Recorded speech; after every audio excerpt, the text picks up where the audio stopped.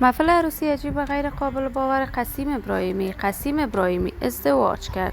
ازدواج قسیم ابراهیمی در قلب کابل و گفتنی‌های تازه فامیل قسیم ابراهیمی به چه دلیل به افغانستان برگشت و دلیل نشر نکردن برنامه‌های جدید قسیم ابراهیمی چی بوده است؟ من در این ویدیو پیرامون حقایق همین ماجرا خواهم پرداخت.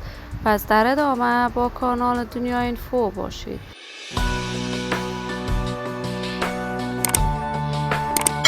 سلام و سلامتی نثار تک تک شما دوستان نهایت ارجمند کانال دنیا اینفو.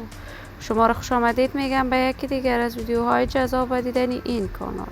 اگر دوست کانال دنیا اینفو باشید، پس برای حمایت هرچی بیشتر از این کانال علامت سابسکرایب را فشار دهید تا بیننده ویدیوهای جذاب و دیدنی کانال دنیا اینفو باشید.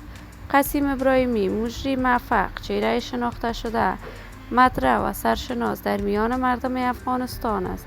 علاقمندان و دوستداران خاص خودش را دارد.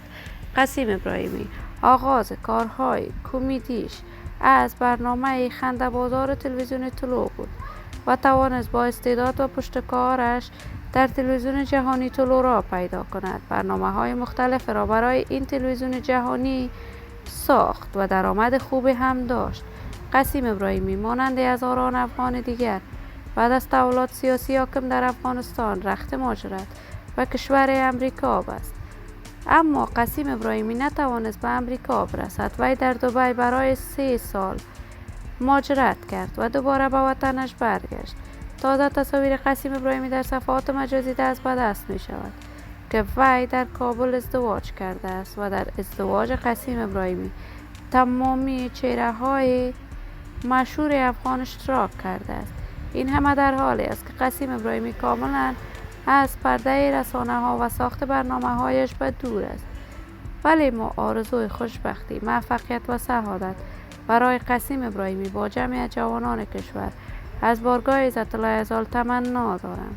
دوستداران و همراهان ارجمند کانال دنیا اینفو، شما هم نظریاتتان را در بخش کامنت با من شریک بسازید. این ویدیو را با علاقه‌مندان و دوستان قسیم ابراهیمی به اشتراک بگذارید. اگر دوست کانال دنیا اینفو باشید، پس برای حمایت هرچی بیشتر از این کانال علامت سابسکرایب را فشار دهید تا ویدیوهای دیگر کانال دنیا اینفو را از دست ندهید. تا درودی دیگر، بدرود.